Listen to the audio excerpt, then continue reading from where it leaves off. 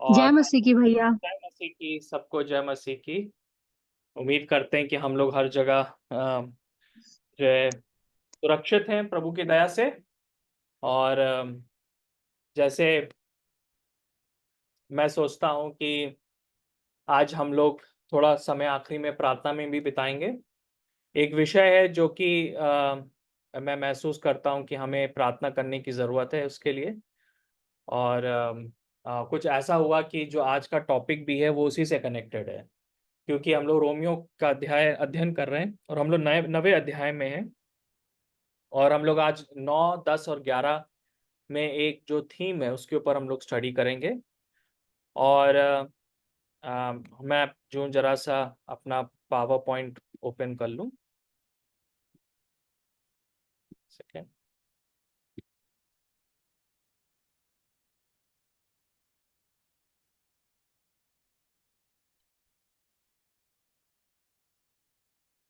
जी हाँ। सो आज जो है हम लोग देखेंगे थोड़ा सा इज़राइल और चर्च। इज़राइल और ये एक बहुत ही जैसे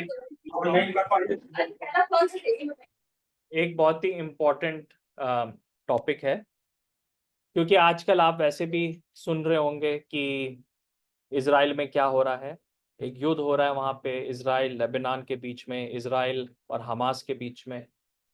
और बहुत सारी ये जो चीज़ें लिखी हैं इनका वर्णन जो है बाइबल में है।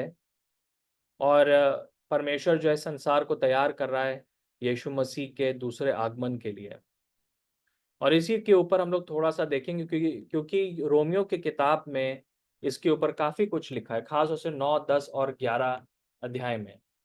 और हम देखेंगे कि क्या आखिरी के दिनों में होगा, क्या पौलुस हमें रोमियो की किताब में इसके बारे में हमें बता रहा है, जो कई सवाल हमारे दिमाग में मैं सोचता हूँ कि वो आंसर होने पाएंगे। तो मैं थोड़ा सा आपको पृष्ठभूमि देना चाहता हूँ, जहाँ पे मैंने जो है थोड़ा सा लिख रखा है। और मैं चाहूँगा कि अगर कोई जन जो हिंदी में आपको स्क्रीन पे दिख रहा है, कोई जन हिंदी में इसको पढ़ देगा जो हिंदी में लिखा है। रोम का चर्च एक बहुजातीय चर्च था। इसमें यहूदी और अन्य जाति दोनों थे। सांस्कृतिक मतभेदों और झूठी शिक्षाओं के कारण गलतफहमी और संघर्ष हुआ। यहूदी उन अन्य जातियों को स्वीकार करने के लिए तैयार नहीं थे जो व्यवस्था का पालन नहीं कर रहे थे। इससे अनेक अन्य जातियों में संपूर्ण यहूदी समुदाय के प्रति घृणा उत्पन्न हो गई, चूंकि उन्होंने देखा कि अधिकांश यहूदियों ने सुसमाचार को अस्वीकार कर दिया था और उस समय उत्पीड़न सताव का मुख्य स्रोत थे। उन्होंने विश्वास करना शुरू कर दिया, जिसे बाद में स्थानापन्न रिप्लेसमेंट थियोलॉजी के रूप में जाना गया, जिसका अर्थ है कि चर्च ने पूरी तरह से इज़राइल का स्थान ले लिया है और ईश्वर ने इज़राइल अस्वीकार कर दिया है। या ईश्वर ने इज़राइल को, सॉरी वो थोड़ा सा ग्रामेटिकल मिस्टेक हो गया। सो अगर आपने अभी तक पढ़ा है रोमियो की किताब में, तो पहले के जो कुछ अध्याय हैं उसमें पौलुस जो है वो यहूदी लोगों को बता रहा है कि हमें जो है अन्य जातियों से को एक्सेप्ट करना है और अन्य जातियों के ऊपर व्यवस्था का बोझ नहीं डालना है, क्योंकि वैसे भी हम लोग विश्वास के द्वारा बचाए गए, हम लोग व्यवस्था के द्वारा नहीं बचाए गए हैं। सो मैंने जब हम ये अध्ययन शुरू कर रहे थे तो शुरुआत में भी मैंने थोड़ा सा ये बताया था कि क्या था उस उन दिनों में कि जो रोम की कलीसिया थी उसमें अ, गैर यहूदी भी थे और यहूदी भी थे।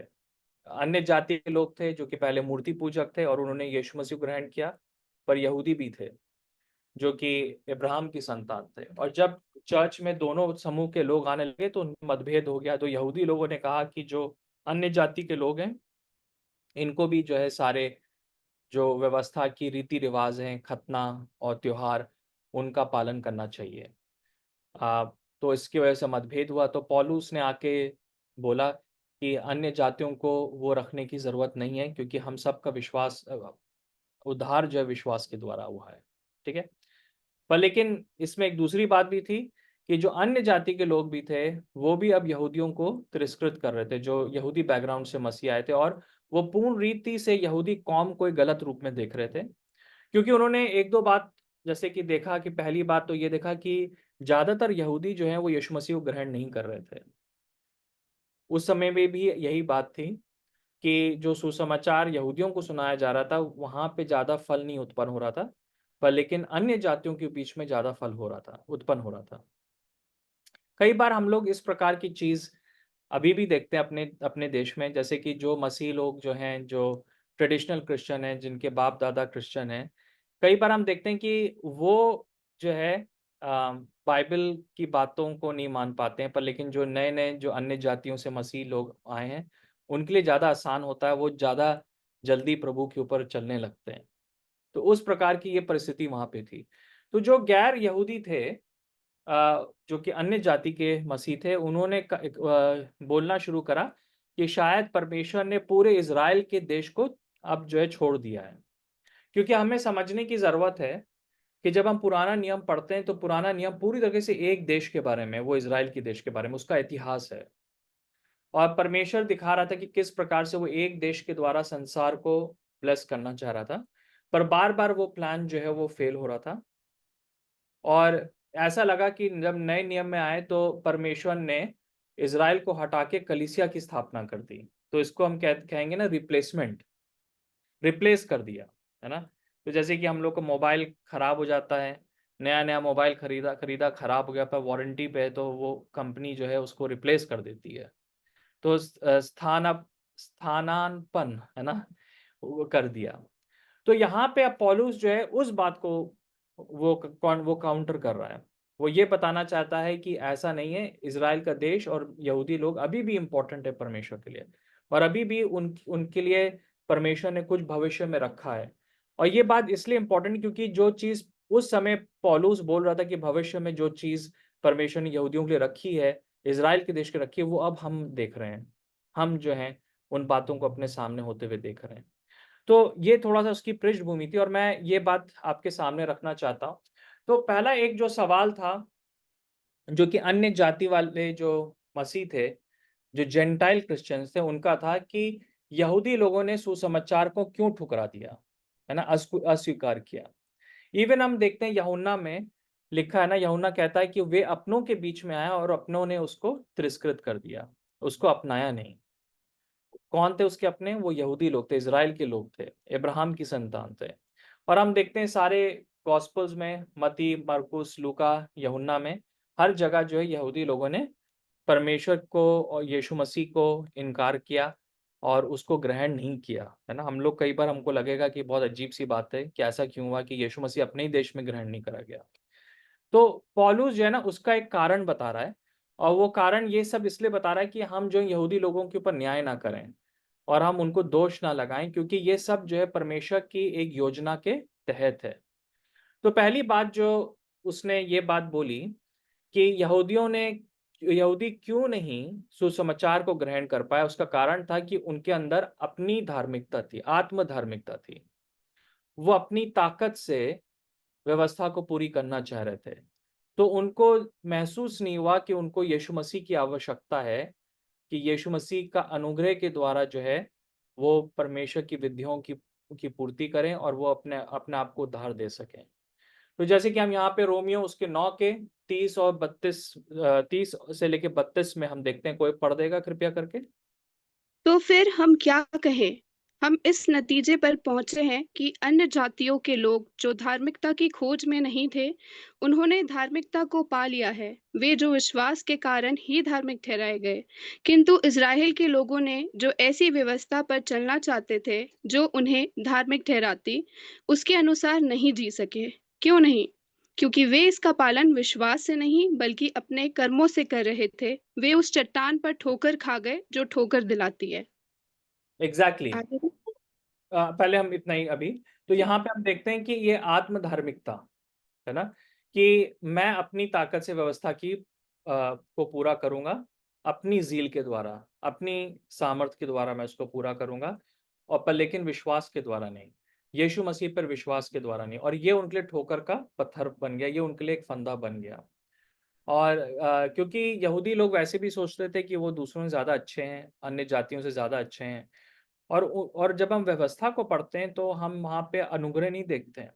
वहाँ पे हर जगह परमेश्वर ने कहा तुम ये करो, तुम ये करो, तुम ये करो, तो जो है तुमको आशीष मिलेगी, है ना? और तुम ये नहीं करोगे तो तुमको जो है आशीष नहीं मिलेगी, है ना? तो हर एक चीज़ हमारे ऊपर डिपेंड थी। तो यहूदी लोग जो हैं कोशिश कर रहे थे कि खुद से जो है अच्छा काम करके परमेश्वर को वो खुश कर सकें। पर अब हमें मालूम है कि वो इम्पॉसिबल है। व्यवस्था की अधीनता में कोई भी जन का उद्धार नहीं हो सकता, कोई भी जन आशीषित नहीं हो सकता है ना?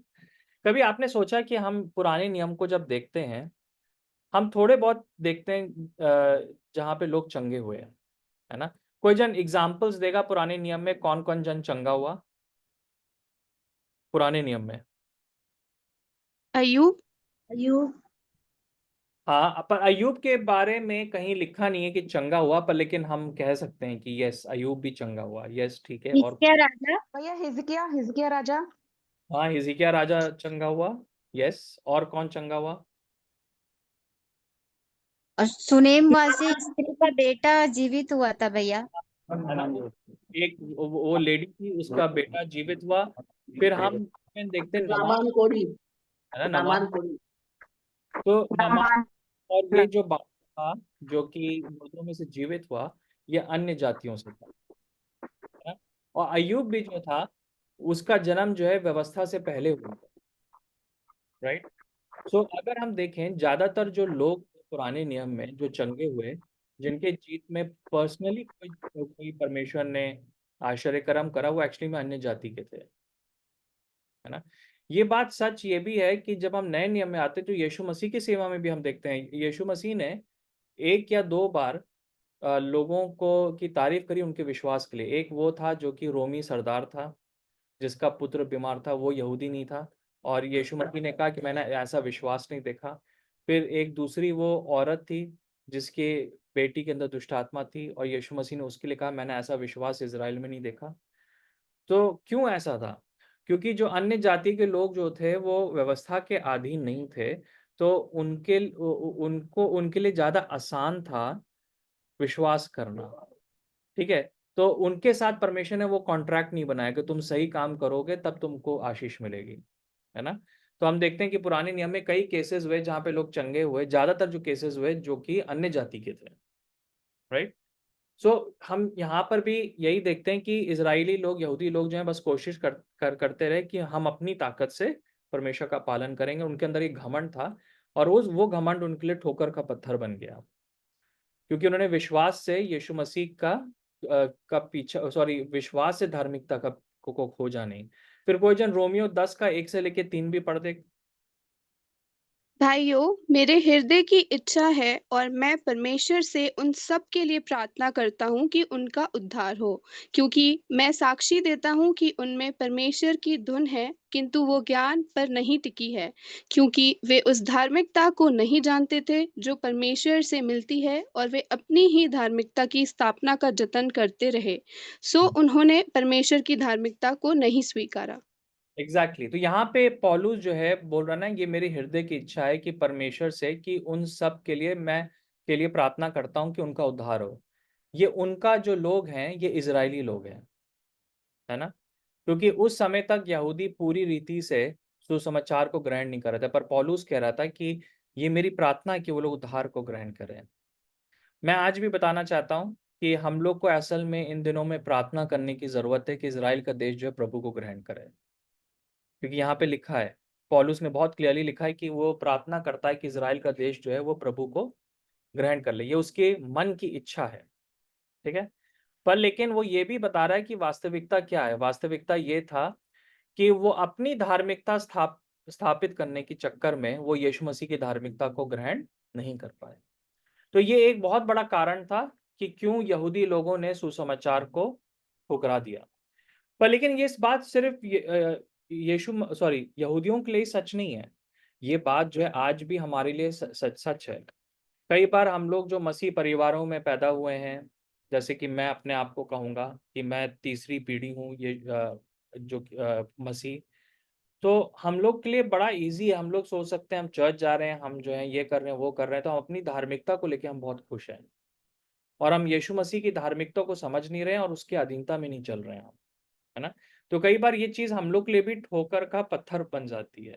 मैं कई बार हम लोग घर में भी इस बात को बोलते हैं कि जब हम लोग सेवा करते हैं तो कई बार हम लोग नोटिस करते हैं कि जो अन्य जाति से प्रभु को ग्रहण करते हैं उनके बीच में काम करना ज्यादा आसान होता है बनिस्बत वे लोग जो कि मसीह परिवारों में पैदा हुए हैं, है ना। क्योंकि जो हम लोग मसीह परिवारों में पैदा हुए हैं तो हमको लगता ही नहीं है कि हमको यीशु मसीह को ग्रहण करना है, हमको लगता ही नहीं है कि हमको यीशु मसीह की धार्मिकता की जरूरत है। तो कुछ कुछ यहूदी लोगों के साथ भी इस प्रकार से हुआ कि वो जो है यीशु मसीह की धार्मिकता के अधीनता में वो नहीं आ पाए। और पौलुस इस बात को यहाँ पे बहुत क्लियरली ये बात बोल रहा है कि क्यों उन्होंने रिजेक्ट करा, क्योंकि उन्होंने अपनी धार्मिकता की स्थापना करने की कोशिश की, और ये गलती हम लोग भी कर सकते हैं। ओके, दूसरी बात है कि यहाँ पे पौलुस ये कह रहा है कि परमेश्वर ने उनके हृदय को कठोर कर दिया ताकि सुसमाचार अन्य जातियों तक पहुंच सके। पिछली बार हम लोगों ने डिस्कस किया था कि लिखा है कि परमेश्वर जो है वो हृदय को ओपन करता है और हृदय को जो है हार्डन कर देता है। लिखा है कि परमेश्वर ने फिरौन के हृदय को हार्डन कर दिया। तो पौलुस ने बोला कि हम जो है कोई क्वेश्चन मार्क नहीं उठा सकते इस बात को लेके, क्योंकि परमेश्वर जो है वो अद्वैत है, वो सॉवरेन है, वो जो करना चाहे वो कर सकता है। तो परमेश्वर ने क्यों कुछ समय के लिए यहूदियों को और इज़राइल के देश के हृदय को कठोर किया? क्योंकि आज भी आप इज़राइल में जाएंगे तो ज्यादातर लोग यीशु मसीह पर विश्वास नहीं करते। असल में मैं आपको एक सच्चाई बताऊं, अगर आप इज़राइल जाएंगे आज और आप जो है वहाँ पे लोगों को सुसमाचार सुनाएंगे तो आपको पता चलेगा कि ज्यादातर जो यहूदी लोग हैं वो मसीही धर्म से बहुत ज्यादा घृणा करते हैं। इवन यीशु मसीह से वो बहुत ज्यादा घृणा करते हैं, और उनके मनों में यीशु मसीह को लेके बहुत गलत धारणाएं हैं, है ना। ये एकदम फैक्ट है। और पूरे हिस्ट्री में ये चीज हुई है कि कई बार लोगों ने यहूदियों को और इजरायलियों को सुसमाचार सुनाया पर वो हमेशा जो है फेल हो गए। तो ऐसा क्यों हुआ है? उसके लिए हम लोग देखते हैं कि रोमियो के 11 के 25 में लिखा है, कोई जन पढ़ देगा? मैं नहीं चाहता कि तुम इस रहस्य से अनभिज्ञ रहो। ऐसा ना हो कि तुम अहंकारी बनो। जब तक अन्य जातियों की परिपूर्णता ना आ जाए तब तक इज़राइल पर आंशिक कठोरता आ गई है। हाँ, आंशिक। यहाँ पे आंशिक मतलब दो बात हो सकती है। एक बात है कि समय को लेकर, दूसरा बात है कि लोगों को लेकर। उसका ये कहना था पौलुस का कि ऐसा नहीं कि सबने ठुकरा दिया, क्योंकि बाद में आप इस बात को पढ़ेंगे भी कि आप इस बात को समझेंगे कि उस समय भी लोगों ने प्रभु ग्रहण किया था, पर लेकिन इंग्लिश में है partial, partial hardening has come. और क्यों आया है?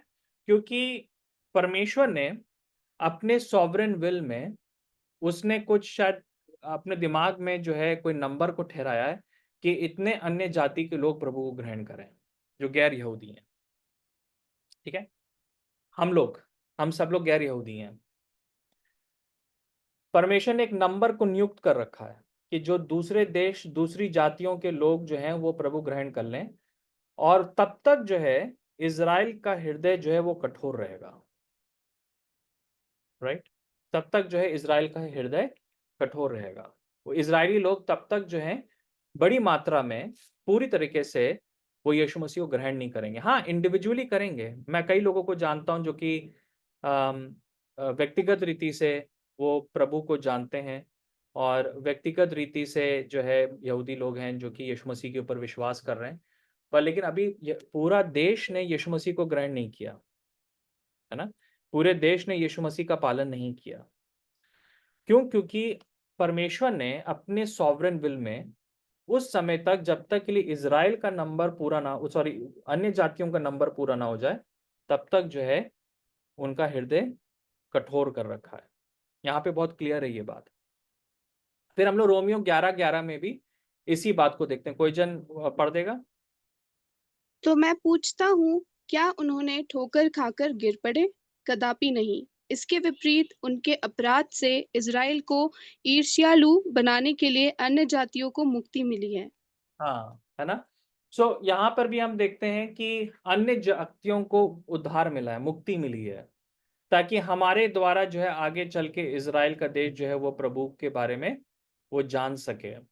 पर लेकिन ये एक बहुत इंपॉर्टेंट बात है जो कि हमें समझना है, और हम इसका उदाहरण जो है ना बाइबल में कई जगहों पे हम लोग देखते हैं, जैसे कि एक उदाहरण यूसुफ का है। तो बाइबल में जो है पुराने नियम में कई कहानियां जो है वो यीशु मसीह को दिखाती हैं। तो यूसुफ एक प्रकार से यीशु मसीह को दिखाता है। यूसुफ जो था वो अपने भाइयों के बीच में आया, पर लेकिन उसके भाइयों ने उसको ठुकरा दिया। यूसुफ ने एक्चुअली में उनको बोला कि एक दिन तुम लोग मेरे सामने झुकोगे और तुम मेरे सामने दंडवत करोगे, पर लेकिन हमको मालूम है कि वो घृणा किया उन्होंने और उसको जो है उन्होंने गड्ढे में फेंक दिया।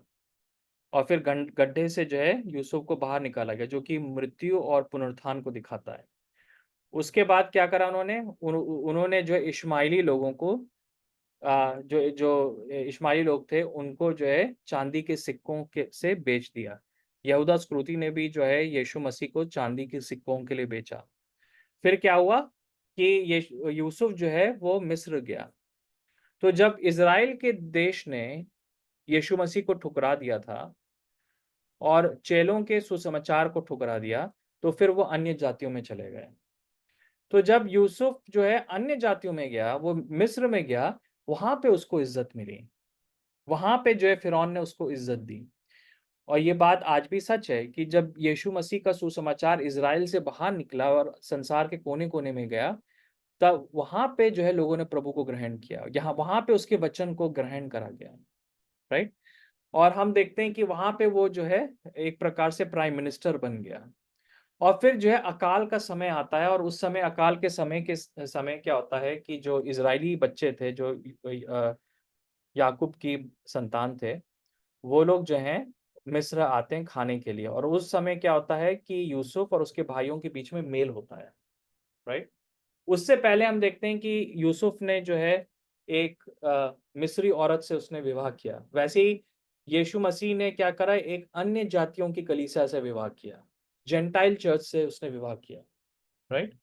पर लेकिन जब वो 7 साल का क्लेश आया, उस समय जो है यूसुफ और उसके भाई जो है उनके बीच में मेल हो जाता है। और वही चीज जो है आगे चल के होगा, जब संसार में महाक्लेश आएगा 7 साल का। उस समय यीशु मसीह और जो यहूदी हैं, इज़राइल का देश है, उनके बीच में मेल होगा, राइट? वो एक दूसरे को जो है वो लोग रिकॉग्नाइज करने पाएंगे। पर अभी जो है वो चीज नहीं है ना? पर वो आगे के लिए ये चीज है। तो परमेश्वर ने इस प्रकार से नियुक्त कर रखा है, क्योंकि परमेश्वर जो था उसकी इच्छा ये भी थी कि यूसुफ के द्वारा मिस्र भी आशीष प्राप्त कर सके। क्योंकि अगर यूसुफ वहां पे नहीं होता तो सारे मिस्री जो हैं वो अकाल में मर जाते हैं, राइट? तो वैसे ही परमेश्वर ने उस समय अलाउ किया कि जो यूसुफ के भाई हैं उनका मन कठोर हो जाए उस समय के लिए, ताकि वो यूसुफ को रिजेक्ट करें और यूसुफ जो है अन्य जातियों में जाए। तो वैसे ही इज़राइल ने और यहूदियों के मनों को कठोर करा गया, ताकि यीशु मसीह का संदेश आप तक पहुंचने पाए। इस बात को आप समझ रहे हैं? और असल में ये बात जो है ना, वैसे भी प्रैक्टिकली भी, ऐतिहासिक रूप से भी ये बात सच है। कई जगहों पे जो सुसमाचार वो फैला, वो इस कारण से फैला। जैसे कि हमको मालूम है कि हमारे देश में थोमा जो हैं वो आए थे और उन्होंने जो है केरला में सुसमाचार का प्रचार किया। तो वो केरला क्यों आए थे? क्योंकि उस समय केरला में बहुत सारे यहूदी लोग रहते थे।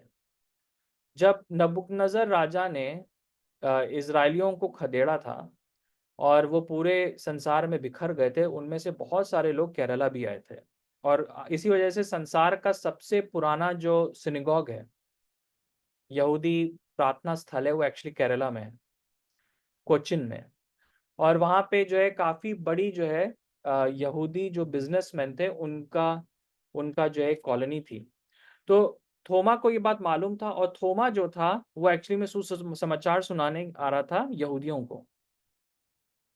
क्योंकि उस समय वो लोग विश्वास करते ही नहीं थे कि अन्य जाति लोग जो सुसमाचार को ग्रहण कर सकते हैं। तो बेसिकली वो आया केरला कि यहूदी लोग जो हैं वो सुसमाचार सुने। पर हुआ क्या कि जब वो आया, उसने सुसमाचार सुनाना शुरू करा, शायद वो मार्केट में खड़ा रहता था, सुसमाचार सुना रहा था, तो यहूदी लोगों ने ग्रहण नहीं किया।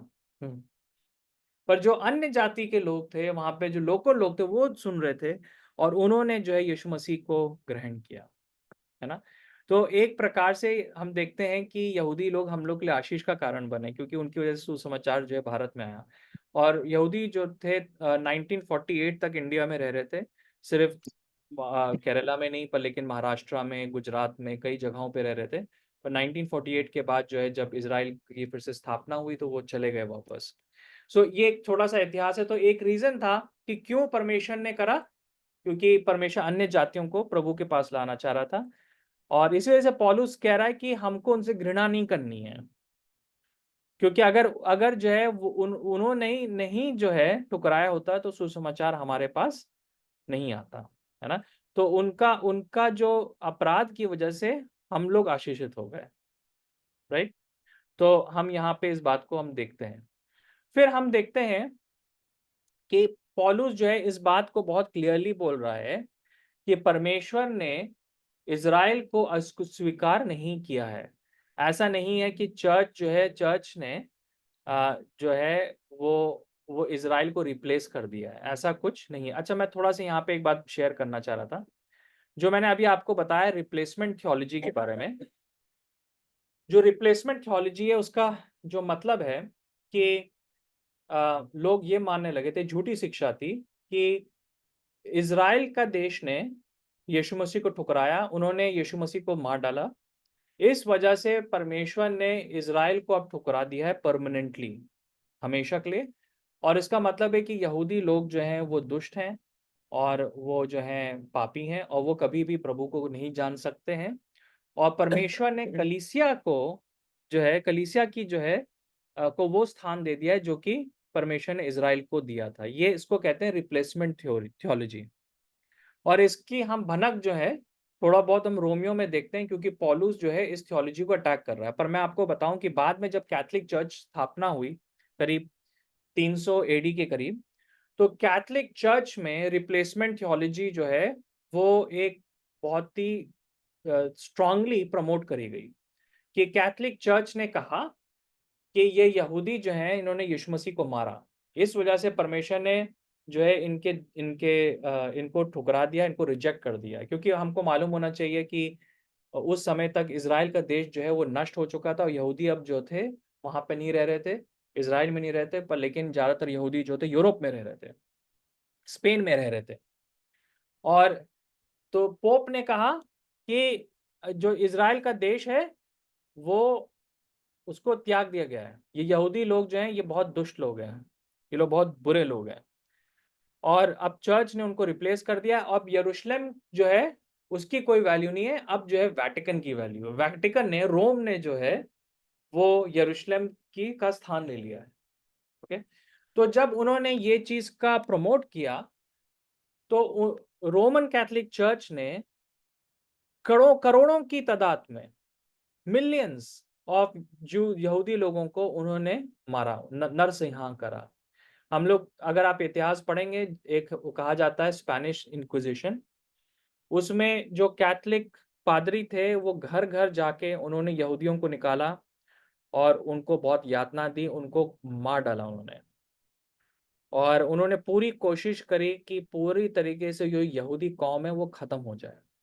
इसके बाद हम इवन देखते हैं कि जब क्रूसेड्स हो रहे थे और यूरोप से जो है जो सैनिक थे वो राजा लोग जो चढ़ाई करने के लिए मिडल ईस्ट में भेज रहे थे, तो जहां जहां पे उनको यहूदी लोग मिले, जो गांव मिले, उन्होंने पूरी तरह से उसको उनको नष्ट किया। ये एक बहुत ही दुखद बात है मसीह इतिहास के बारे में। पर लेकिन हम लोग को मालूम होना चाहिए कि ये जो थियोलॉजी है ये एक बहुत डेंजरस थियोलॉजी है। और अनफॉर्चुनेटली आज भी कई चर्चेस में इसको प्रीच किया जाता है, कई जगहों पे जो इसको प्रीच किया जाता है। तो जो पौलुस ने जो चेतावनी दी उसको ना सुनकर हम लोग जो है शैतान की बातों को हम सुन रहे हैं। इवन मतलब कि ये पूरी कोशिश की जाती है कि ये दिखाने के लिए कि यीशु मसीह जो है वो इज़राइल से नहीं था, उसका कल्चर को बदल दिया। देख, हम लोग जो पिक्चरों में देखते हैं यीशु मसीह को गोरा सा भूरे बाल वाला, यीशु मसीह वैसे नहीं थे। यीशु मसीह जो थे वो मिडिल ईस्ट के थे। उनके जो है उनको मतलब भूरे बाल नहीं होंगे, राइट। तो ये एक जो है वो करा गया। अभी मैं एक वीडियो देख रहा था, करीब 10 साल पहले की बात है कि इज़राइल के जो प्राइम मिनिस्टर थे वो पोप से मिलने गए। वो गए होंगे इटली, तो उन्होंने सोचा कि पोप से मिल लें। और तो हमको मालूम होना चाहिए कि जो कैथोलिक चर्च है वो जो है यहूदी लोगों से बहुत घृणा करता है। पूरा इतिहास जो है वो घृणा से भरा है। क्योंकि इसमें एक बड़ी वैसी बात है कि जैसे आज जो हो रहा है यरूशलेम को लेके लड़ाई, आज जो है यहूदी लोग वहां पर हैं, तो अगर मान लिया जाए कि आज जो है फिर से यरूशलेम जो है वो यहूदी लोगों के लिए आध्यात्मिक केंद्र बन जाए, तब जो कैथोलिक चर्च बोल रहा है कि रोम जो है असली आध्यात्मिक सेंटर है संसार का, तो वो झूठा ठहराया जाएगा। क्योंकि जो है अब तो यरूशलेम है, तो अब क्या करें, राइट? सो बेंजामिन नेतन्याहू करीब 8 साल पहले वो वेटिकन गए मिलने और पोप से मिले। तो वो एक फोटोग्राफ ले गए जिस फोटोग्राफ में, पिक्चर में यीशु मसीह जो है वो सिनेगॉग में, जो यहूदी लोगों का प्रार्थना स्थल होता है वहां पे, वो इब्रानी भाषा में बाइबल पढ़ रहा है। तो उन्होंने वो फोटोग्राफ जो है वो जो पिक्चर जो है पोप को दी, और वो ये बताना चाह रहे थे कि यीशु मसीह जो थे वो यहूदी थे, वो इब्रानी भाषा बोलते थे, वो अंग्रेजी नहीं बोलते थे। तो उन्होंने जो है पोप को दिया, कहा कि देखिए पोप, मैं बताना चाहता हूँ कि यीशु मसीह जो थे वो यहूदी थे और वो जो थे इब्रानी भाषा बोलते थे। तो पोप ने एकदम से, मतलब, और ये पोप मुझे बिल्कुल पसंद नहीं है, तो एकदम से वो देख के बोला कि नहीं नहीं नहीं, वो जो इब्रानी नहीं बोलते थे, वो अरामिक लैंग्वेज बोलते थे। वो थोड़ा बहुत सही बात भी बोल रहे थे, क्योंकि असल में जब यीशु मसीह जीवित थे तो जो मार्केट प्लेस था वहां पे लोग अरामिक भाषा में बोलते थे। पर लेकिन जब वो बाइबल पढ़ते थे और वो जब सिनेगॉग में होते थे, उनके गीत जो थे सब कुछ जो है वो इब्रानी भाषा में होते थे, राइट? तो एकदम से बेंजामिन नेतन्याहू ने उसको करेक्ट किया, उसने कहा कि हाँ आप सही बोल रहे हैं, पर यीशु मसीह बाइबल जो थे वो इब्रानी भाषा में पढ़ते थे, और वो जब जब सिनेगॉग में थे तो वो जो इब्रानी भाषा बोलते थे। तो एकदम से वो चुप हो गए, मतलब जो पोप थे वो एकदम बोल नहीं पाए कुछ। तो ऐसा क्यों है? क्योंकि चर्च ने ये आइडिया प्रमोट किया कि जो इज़राइल है उसका अस्तित्व जो है वो खत्म हो गया है। तो आप कभी भी इस पोप को देख लें, खास तौर से इस पोप को अगर आप सुनेंगे, पोप फ्रांसिस, जो कि मैं मेरे हिसाब से पिछले 100 साल में he is the worst pope. और वो जो है कई बार जो है इज़राइल के खिलाफ वो भाषण देते हैं, वो कई बार जो है यहूदी, मतलब कि इज़राइल देश के खिलाफ भाषण दे रहे हैं। मुझको लगता है कि उनको नहीं करना चाहिए, क्योंकि अगर हम जो कैथोलिक चर्च के इतिहास को देखें तो उन्होंने करोड़ों यहूदियों लोगों को मारा इस रिप्लेसमेंट थियोलॉजी की वजह से, है ना? सो जिसको हम यहाँ पे देख रहे हैं कि पौलुस इस बात को कह रहा है, तो पौलुस जो है ये बातों को शायद पहले से भाप रहा था, वो समझ रहा था कि आगे चल के जो है ये प्रॉब्लम होगी कि लोग यहूदियों को से घृणा करेंगे, और वो क्लैरिफाई कर रहा है यहाँ पे, और वो बता रहा है कि परमेश्वर ने इज़राइल को नहीं छोड़ दिया, जो परमेश्वर ने प्लान बनाया इज़राइल के देश के लिए वो खत्म नहीं हुआ है, वो अभी भी चल रहा है ना? सो यहाँ पे हम लोग थोड़ा और देखेंगे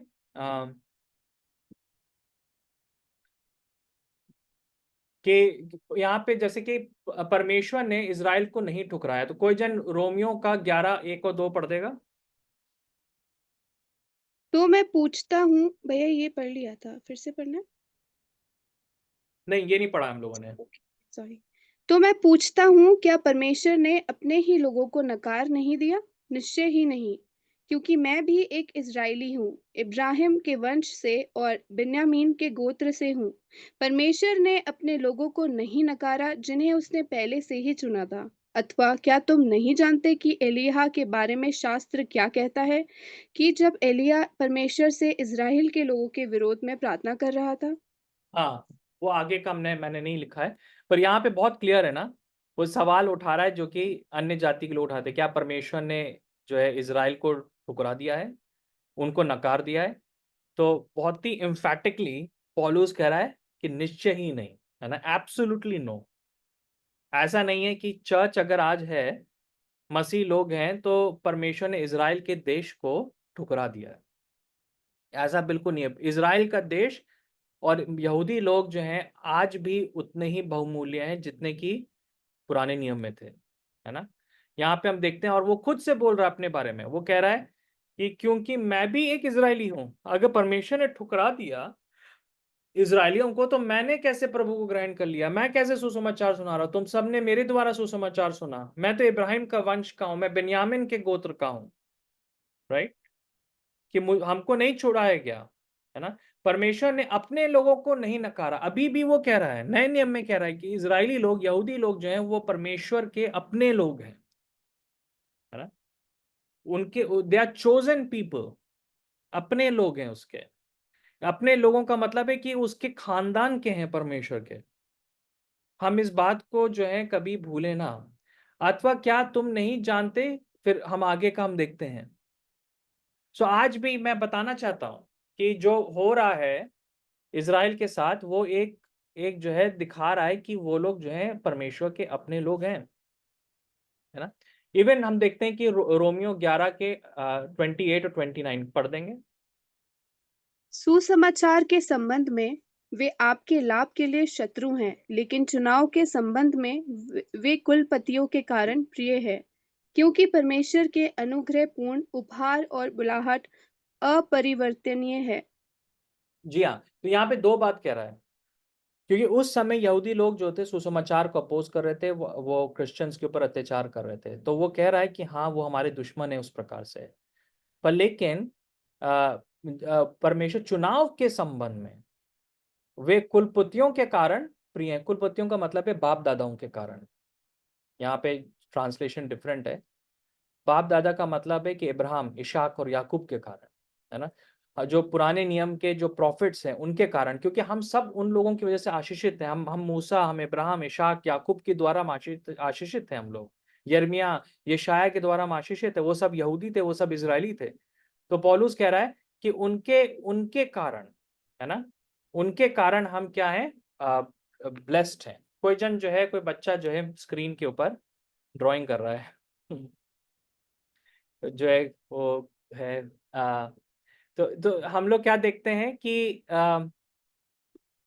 हम इस बात को और ज्यादा हम लोग जान सकें कि अभी भी उन वो लोग जो हैं, रूपा जायसवाल जी, आप क्या शायद घर में कोई जन जो है वो लाइन ड्रॉ कर रहा है। एक्चुअली मैं रिमोट, इसमें कुछ सेटिंग में मेरी गड़बड़ी होगी, इसकी वजह से वो हो गया।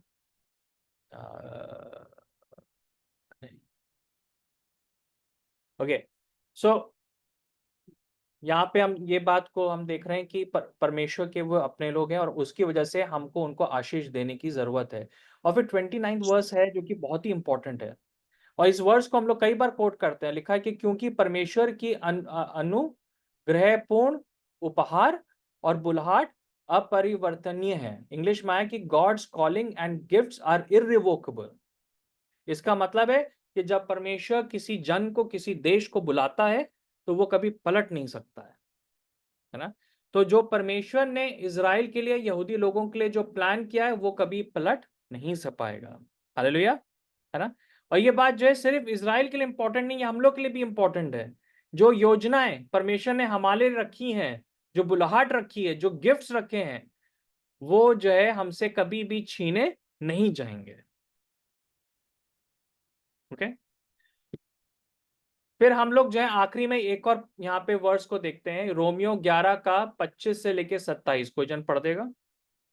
हे भाइयों, मैं नहीं चाहता कि तुम इस रहस्य से अनभिज्ञ रहो।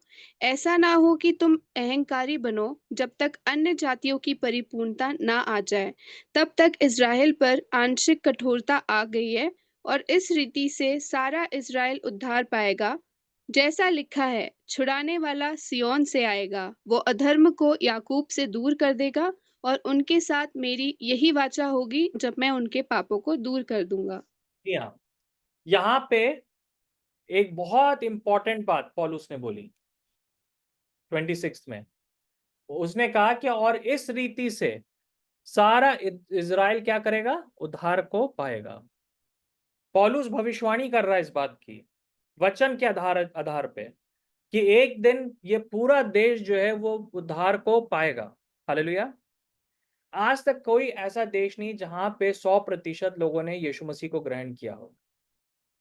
इज़राइल पहला देश होगा फ्यूचर में जब वो 100% यीशु मसीह को मानेगा। हर एक जन, हर एक इज़राइल का जो निवासी होगा, हर एक यहूदी जो होगा, वो यीशु मसीह के ऊपर जो है यकीन करेगा। और जो नेक्स्ट लाइन है जहां लिखा है छुड़ाने वाला सिय्योन से आएगा, ये दिखा रहा है कि यीशु मसीह के आने के बारे में। वो कब जो है पूरी तरीके से यीशु मसीह को ग्रहण करेंगे? जब यीशु मसीह स्वयं दूसरे आगमन में वापस इस पृथ्वी पर आएगा, है ना? और ये एक वाचा है जो कि परमेश्वर ने इज़राइल के देश के साथ बांधी है। तभी यीशु मसीह ने बहुत क्लियरली बोला, यरूशलेम को देख के कहा कि जब तक के लिए तुम नहीं बुलाओगे तब तक मैं नहीं आऊंगा। क्यों यीशु मसीह अभी तक जो है स्वर्ग में वो 2000 साल से क्यों नहीं आए? क्योंकि यहूदी लोगों ने, इज़राइल के देश ने अभी तक यीशु मसीह को बुलाया नहीं। उसका यही मेन कारण है ना? पहली बात है, यीशु मसीह के जाने के 30 साल बाद इज़राइल का देश पूरी तरह नष्ट हो गया था। इज़राइल का देश समाप्त हो गया था। वो लोग पूरे संसार में बिखर गए थे। पर अभी बहुत रिसेंटली 1948 में, करीब 76 ईयर्स पहले, इज़राइल के देश की फिर से स्थापना हुई। आश्चर्यजनक रूप से स्थापना हुई। और आज जो है यहूदी लोग जो है 2000 साल के बाद पहली बार अपने देश में जी रहे हैं। क्यों परमेश्वर ने ये अलाउ किया कि वो वापस आए? क्यों अलाउ किया कि 1948 में इज़राइल की फिर से स्थापना हो? क्योंकि परमेश्वर संसार को तैयार कर रहे हैं यीशु मसीह के दूसरे आगमन के लिए। क्योंकि अगर इज़राइल का देश नहीं होता तो कोई बुलाने वाला होता ही नहीं यीशु मसीह को। और अगर यहूदी लोग वहां पे नहीं होते तो कोई जन यीशु मसीह को बुलाएगा नहीं, क्योंकि सिर्फ एक ही कौम की प्रार्थना की वजह से यीशु मसीह पृथ्वी पे आएंगे, और वो यहूदी लोगों की प्रार्थना की वजह से, एक ही देश की प्रार्थना की वजह से वो पृथ्वी पे आएंगे, वो इज़राइल की वजह से आएंगे। ठीक है? क्या हम इन बातों को हम समझ रहे हैं इस बात को? और यही एक जो है बहुत बड़ा रीजन है क्यों इस प्रकार से है। फिर आखिरी में हम लोग इस प्रकार से पद को हम लोग देख लें, रोमियो 11 का 15। क्योंकि यदि परमेश्वर के द्वारा उनके नकार दिए जाने से जगत में परमेश्वर के साथ मेल मिलाप पैदा होता है, तो फिर उनका अपनाया जाना क्या मरे हुओं में से जिलाया जाना नहीं होगा? यस, देखिए, ये कई लोगों का मानना है कि जब यहूदी लोग यीशु मसीह को ग्रहण करेंगे तब वो चीजें होंगी, वो उस प्रकार के आश्चर्य कर्म होंगे जैसे कि मुर्दों में से जीवित होना एक कॉमन चीज हो जाएगी, है ना? परमेश्वर ऐसे काम करेगा जिसको हम जो है नेचुरली एक्सप्लेन नहीं कर सकते हैं। आज आज जो है फुलनेस में नहीं है हम लोग, क्योंकि अभी तक इज़राइल के देश ने यीशु मसीह को ग्रहण नहीं किया है। अभी हमने सिर्फ बूंदाबांदी देखी है। पर जब इज़राइल का देश जो है यीशु मसीह ग्रहण करेगा तब ऐसी चीजें होंगी जैसे कि मुर्दों में से कोई जन जीवित हो गया। तभी ये सब चीजें हमारे चारों तरफ हो रही हैं। राइट? ओके। तो जब आप इज़राइल के देश को देख रहे हैं, क्यों ऐसा है कि संसार के इतने सारे देश जो हैं इज़राइल के देश से घृणा कर रहे हैं? क्यों ऐसा है कि इतने सारे देश जो हैं इज़राइल के ऊपर रोज रॉकेट मार रहे हैं?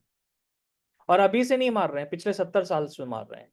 जो हिजबुल्लाह का हम सुन रहे हैं, पिछले जो है 30-40 साल में ऐसा कोई दिन नहीं गया जब उन्होंने रॉकेट जो है इज़राइल में फायर नहीं किया। आपको क्या लगता है क्यों ऐसा है? उसका एक ही कारण है, क्योंकि शैतान को ये बात मालूम है कि यहूदी लोग और इज़राइल के देश का जब अस्तित्व रहेगा तभी यीशु मसीह का वापस आना होगा।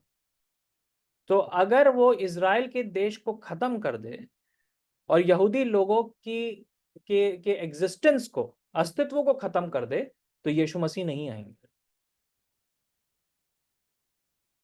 आप समझे इस बात को? इसीलिए हम देख रहे हैं एक छोटा सा देश इतना हलचल मचा रहा है पूरे संसार में। क्यों ऐसा हो रहा है? ये इस वजह से हो रहा है। तो लोग जो इज़राइल से घृणा कर रहे हैं वो एक्चुअली में एक डिमोनिक हेट्रेड है, जो आज संसार भर में लोग घृणा कर रहे हैं ना। कल भी जो है यहाँ पे लखनऊ में, असल में हम लोग को मालूम है कि परसों जो है क्या हुआ कि एक हिजबुल्लाह के जो नंबर 1 जो कमांडर थे, नज़रुल्लाह, उनको मार दिया गया। कल पुराना लखनऊ जो है 3 दिन के लिए बंद कर दिया, क्योंकि जो हमारे मुस्लिम भाई लोग थे उन्होंने वो नज़रुल्लाह की पिक्चर जो है उन्होंने वो रोमी दरवाजे के ऊपर लगा के जोर जोर से चिल्लाया और बोला कि इज़राइल को मौत मिले, इज़राइल को मौत मिले, अमेरिका को मौत मिले, है ना? वो बोलते रहे। क्यों? क्योंकि इज़राइल ने वो आतंकवादी थे वो, तो है ना, उनको मार दिया। राइट? तो क्यों हो रहा है ऐसा? हम लोग हजारों किलोमीटर दूर जो है यहाँ पे रह रहे हैं और छोटा सा देश है और इतनी आवाज कर रहा है, क्योंकि शैतान को मालूम है, he knows that's why it's happening. तो मैं जब देखता हूं तो मैं देख रहा हूं कि बाइबल कितनी सच्ची है, कितना ट्रू है बाइबल, है ना। और ऐसा कैसे पॉसिबल है कि एक छोटा सा देश जिसकी आबादी जो है करीब 6 मिलियन है, मतलब वो इजराइल का देश जो है बस दिल्ली के बराबर है, और उसकी आबादी जो है दिल्ली की आबादी से कम है, और उनके चारों तरफ जो है 300 मिलियन अरब्स रहते हैं, और वो जो है दिन और रात कोशिश कर रहे हैं कि इजराइल को खत्म करने के लिए पिछले 70-80 ईयर्स से, पर वो कुछ कर नहीं पा रहे हैं वो लोग। ये एक मिरेकल है, ये एक रैली में मिरेकल है, राइट, कि जो हम देख रहे हैं ये मिरेकल है। तो परमेश्वर पूरी कोशिश कर रहा है कि यहूदी लोग और इजराइल का देश जो है उसकी उसका एग्जिस्टेंस रहे, और शैतान पूरी कोशिश कर रहा है कि इसका एग्जिस्टेंस जो है वो खत्म हो जाए, है ना। आप समझ रहे हैं इस बात को, इसका अस्तित्व खत्म हो जाए। तो हमको जो है इजराइल के देश के लिए प्रार्थना करने की जरूरत है। आजकल मैं जो हम लोग घर में, मैं पापा मम्मी रोज इजराइल के देश के लिए हम लोग जब रात को मिलते प्रार्थना कर रहे हैं, क्योंकि बाइबल में लिखा है कि जो यरूशलेम के लिए प्रार्थना करेगा वो आशीषित होगा। अभी मैं आपको बताऊं कि क्यों ये इंपॉर्टेंट है। कि पिछले संडे हम लोग के बीच में एक बहन है, वो असल में उतना अभी प्रभु या परमेश्वर के वचन को नहीं जानते, हाल में ही उन्होंने पढ़ना लिखना सीखा, उनको कुछ मालूम नहीं था, पर वो रात को सो रही थी और उनको एकदम से आवाज आई, जैसे किसी ने कहा कि यरूशलेम के लिए प्रार्थना करो। तो उनको असल में मालूम भी नहीं था कि यरूशलेम क्या है। तो उन्होंने जो अपने हस्बैंड से पूछा, वो हस्बैंड जो है वो अन्य जाति के हैं, तो हस्बैंड हंसने लगे। तो हस्बैंड ने कहा, उनको उसको कहा कि वहीं के तो हैं तुम्हारे यीशु मसीह। तो उन्होंने आके यहाँ पे शेयर करा, उनको कुछ नहीं मालूम था। और जब उन्होंने शेयर किया, मैं सरप्राइज था इस बात से, क्योंकि कैसे पवित्र आत्मा ने उनके मन में यरूशलेम, उन्होंने कहा कि मुझे ये मालूम ही नहीं था कि यरूशलेम नाम की कोई जगह भी है ना। जो बाइबल में लिखा है, हम लोग को जो है प्रार्थना करने की जरूरत है। न्यूज देखिए और देखिए क्या हो रहा है वहां पे, हम लोग को प्रेयर करने की जरूरत है। हमें सिर्फ जो है यहूदियों के लिए प्रेयर नहीं करनी है, पर लेकिन इवन जो वहां पे दूसरे लोग हैं उनके लिए भी प्रेयर करना है कि उनकी आंखें खुल सकें। ये जो जब किसी की डेथ होती है, चाहे वो यहूदी हो, मुसलमान हो, चाहे कोई भी जन हो, वो परमेश्वर के सामने अच्छी बात नहीं है। परमेश्वर नहीं चाहता है कि लोगों की इस प्रकार से मृत्यु हो। तो हमें प्रार्थना करना है, लिखा है कि pray for the peace of Jerusalem, यरूशलेम की शांति के लिए तुम प्रार्थना करो, कमांड है। सो हमें भी जो है प्रार्थना करने की जरूरत है, क्योंकि ये सब चीज जो है हमको लीड कर रही है यीशु मसीह के दूसरे आगमन का, यही मैं मानता हूँ। और अभी भी जो हो रहा है वो ये सब जो है उसी चीज को दिखा रहा है ना। आज जो है इजरायली फौज जो है वो लेबनान के अंदर प्रवेश कर रही है। इवन जब हम बात कर रहे हैं तो उन्होंने वो लेबनान के अंदर प्रवेश कर रहे हैं, ठीक है। अब मैं आपको एक चीज बताऊं कि ये वो जगह है जो कि परमेश्वर ने अब्राहम को प्रॉमिस किया था कि ये तुम्हारे डिसेंडेंट्स के लिए होगा, है ना। और 2000 साल पहले वो सब जो जगह थी वो जो है इसराइलियों के पास थी, पर लेकिन उन्होंने खो दी। अम, पर लेकिन अब जो है उन्हीं स्थानों को लेने के लिए वो लोग जो है लेबनान के अंदर जा रहे हैं। अब वो इस वजह से नहीं जा रहे हैं कि बाइबल में लिखा है, वो इसलिए जा रहे हैं क्योंकि उनकी मजबूरी है। क्योंकि क्या हो रहा है कि जो लेबनान का बॉर्डर है वहां पे ये आतंकवादी समूह है हिजबुल्ला, वो रोज रॉकेट मारते हैं वहां से, रोज रॉकेट मारते हैं। इवन उनको ध्यान नहीं होता है कि बच्चे मर रहे हैं, बुजुर्ग मर रहे हैं, उनको कोई चिंता नहीं है, पर वो रोज रॉकेट मारते हैं। तो अब जो है ये काफी साल हो चुका है, इजराइल लोग परेशान हो गए हैं, तो उन्होंने अब जो है जाके बहुत सालों के बाद सेना को भेजा है। तो हमें प्रार्थना करनी है कि जो यहूदी लोग हैं वो यीशु मसीह ग्रहण करें, उनकी आंखें खुल सकें। क्योंकि जितनी जल्दी उनकी आंखें खुलेंगी, जितनी जल्दी वो प्रभु ग्रहण करेंगे, उतना जल्दी जो है यीशु मसीह का आगमन होगा, है ना। और जब तक के लिए वो नहीं यीशु मसीह के पास आएंगे, तब तक यीशु मसीह पृथ्वी पर नहीं आएगा। क्यों जो है 2000 साल डिले हो गया यीशु मसीह को आना? वो इस वजह से हुआ क्योंकि इजराइल का देश का अस्तित्व नहीं था। पर आज जो इजराइल का देश का अस्तित्व है, अस्तित्व नहीं है, वो बढ़ रहा है। और दिख रहा है क्लियर कि रास्ता प्रिपेयर हो रहा है यीशु मसीह के आगमन के लिए। ठीक है, तो हम लोग जो है इस समय कुछ समय हम लोग प्रार्थना में टाइम स्पेंड करेंगे 5 मिनट। तो मैं चाहूंगा कि हम लोग के बीच में कुछ लोग जो है प्रार्थना करें, या अगर हम लोग जो है, एक सेकेंड मैं इसको, हाँ, सो एक दो लोग जो है प्रार्थना करें इजराइल के देश के लिए। तो हमें चाहूँगा जो है टॉटी आंटी हैं यहाँ पे, हाँ टॉटी आंटी हैं। मैं 2 लोगों से चाहूँगा, टॉटी आंटी और अनिला मामी। पहले टॉटी आंटी आप प्रार्थना करिए, और आप प्रार्थना करिए कि इस सब चीज़ों में परमेश्वर, जो इन दिनों में युद्ध हो रहा है उसमें परमेश्वर जो है सिचुएशन को कंट्रोल करें, लोग अपनी लाइफ को ना खोएं, और जो है जो इजरायली लोग हैं वो प्रोटेक्टेड रहें। अनिला मामी आप प्रार्थना करिएगा कि जो जूइश लोग हैं, यहूदी लोग हैं, वो यीशु मसीह को ग्रहण कर सकें, परमेश्वर उनकी आंखों को ओपन करें। तो पहले टॉटी आंटी आप प्रार्थना करेंगे। प्रभु जी, हम आपका धन्यवाद करते हैं कि आज शाम के समय प्रभु आपने अपने वचन से हम लोग को तृप्त किया और बहुत ही अच्छी तरीके से अर्पण ने समझाया। और वास्तव में प्रभु हम देखते हैं कि बाइबल बहुत ही ट्रू है, और जो जो बातें उसमें लिखी हैं वो आज हम देख रहे हैं। प्रभु जी, हम आपका धन्यवाद करते हैं और यही प्रार्थना करते हैं प्रभु कि हमारे जो इस्राएली लोग हैं, यहूदी लोग, उनका कोई भी बाल भी बाका नहीं होगा। प्रभु आप उनके रक्षक हैं, आप उनकी सहायता करें और मदद करें प्रभु जी, ताकि प्रभु जी वो बने रहें और प्रभु आपके निकट रहें और उनकी रक्षा करें प्रभु आप हर प्रकार से प्रभु। जबकि वो छोटा सा देश है, लेकिन प्रभु हम देखते हैं क्या आपकी सामर्थ्य वहां काम करती है प्रभु जी। आप उन लोग के बीच में बने रहें, उनको सुरक्षित रखें, उनकी आवश्यकताओं को पूरा करें, और पिता परमेश्वर होने दें कि वो आपके आने तक प्रभु संभाले जाएं, प्रभु जी आपके द्वारा संभाले जाएं, जिससे कि प्रभु हम सब के बीच में गवाही हो और पिता परमेश्वर आपके नाम को महिमा और आदर मिल सके।